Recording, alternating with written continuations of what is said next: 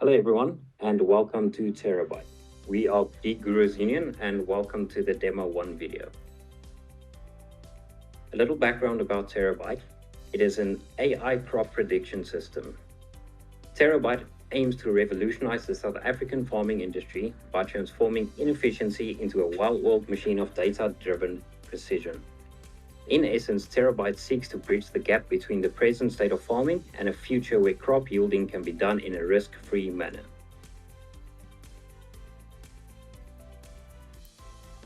I will now be handing over to Ivan, who will walk you through the user stories. So for our user stories, we have two user stories. The first one is farmer. As a farmer, he wants to input specific data into the system to receive accurate crop yield predictions. Farmers should be able to enter data such as soil quality, crop variety and other relevant information into the system. The other user story we have is the farm manager. A farm manager wants to view detailed reports on the predicted crop yields so that he can plan the resources and operations efficiently. A farm manager would be able to access the dashboard to receive actionable insights on the data right from their homepage. So for our progress update, we'll briefly run through the front-end live demo. We'll talk about back-end, we'll talk about CI/CD, testing and documentation. I will now hand over to Xavier to talk more about the live demo. For Terabyte, we have a custom domain set up at terabyte.software. When the page first loads, it takes you to the login page. If you don't have an account, you can go to sign up, but for this case, we're going to log in since we already have an account.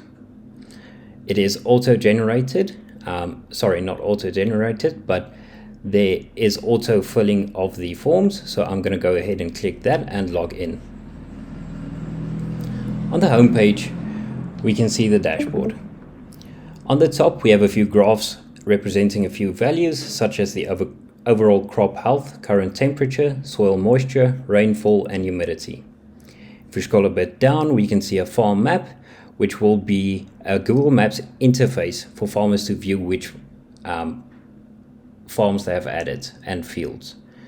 Just to the right of it is a little table having an overview of all the fields, and scrolling a bit down is a polar stats with a few suggestions that the farmer can make. Hovering over the graph as well gives you a little interaction with humidity, moisture, temperature, and soil. Let's add a field. We can either do that by going to the Manage Fields page or directly from the home page in the Edit. Over here, I can add a field. So let's name this field Field 1 and select corn as the crop type. I can click on Save, and now the map lets me interact with drawing polygons. Right now, this is currently based on my current location, so let's draw a little field, and it's closed. A pop-up confirmation is here asking me if I want to save the field. I'm happy, so I'm going to go ahead and press yes, and now I have a field. If I want to enter field data, I can go to the Add Field Data page. I can select a field from the drop-down and enter the relevant details from here. This can be temperature, humidity, rainfall, UV index, soil moisture, soil pH, and soil conductivity. I can go ahead and press and save, and this will be in the logs as well. Speaking about the logs, let's go to the logs page.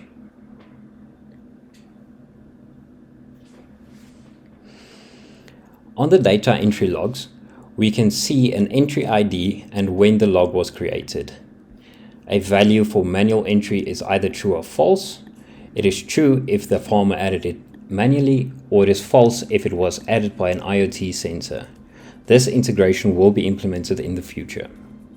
Just scrolling a bit down is just a bit of the logs that is on this account, and I'm happy with what I've done so far, so let's go ahead and log out.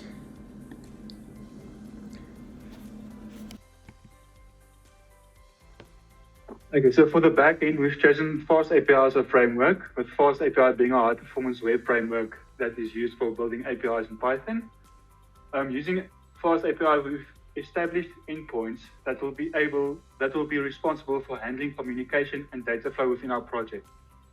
The actual machine learning training will take place on a dedicated server hosted on DigitalOcean.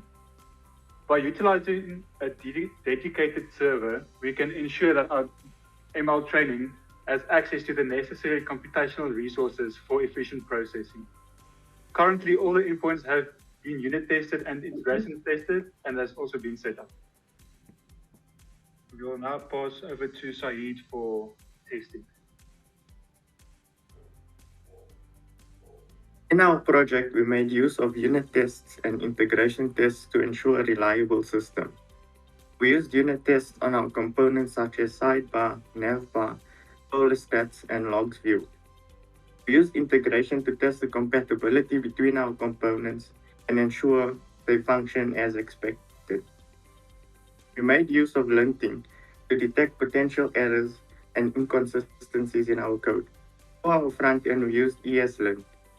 We use PyTest to write and execute our backend tests. I'll now hand over to Tian to walk you through our CI/CD. For our CI/CD, we set up various automated workflows that run on pull requests to the main and dev branch, as well as pushes to the API branch for back-end workflows. We then set up deployment for the front end and the back end. Our back end is currently being hosted on DigitalOcean, and our front end is being hosted on Letterfly. For our workflows, we have various workflows. These include testing workflows for both the back end and front end, which include integration and unit tests. And then you also have continuous integration workflow, which runs a linter, formatter, and builds the product before being able to deploy it. For security, we also added Husky to ensure consistency in the code base and to help everyone with the linting and formatting before they will be able to commit. As you can see, we are using the GitHub project boards. We currently have a roadmap which works in iterations. Each member can view their assigned tasks on the roadmap itself, and it can either be a GitHub issue or just a normal draft. We are currently using the Agile development strategy, which means we can plan and code in iterations. And currently we have daily stand-ups every day and a weekly meeting at the end of the week just to talk about implementation done throughout. On our GitHub repo, you will find our README. It gives a little description about the project itself, and it also lists the technologies we use in this project as well. A few badges are also added on there for issue tracking, commit status, releases, code coverage, and the website uptime as well. There is a documentation branch as well, which you can also see on the links on the repo README. So what's next for us? Looking forward, we will take a deep dive into data-driven agricultural data and machine learning capabilities. We're building on this working system to give the farmer and farm manager endless possibilities in their crops. Thank you for listening to us, and we hope to see you soon.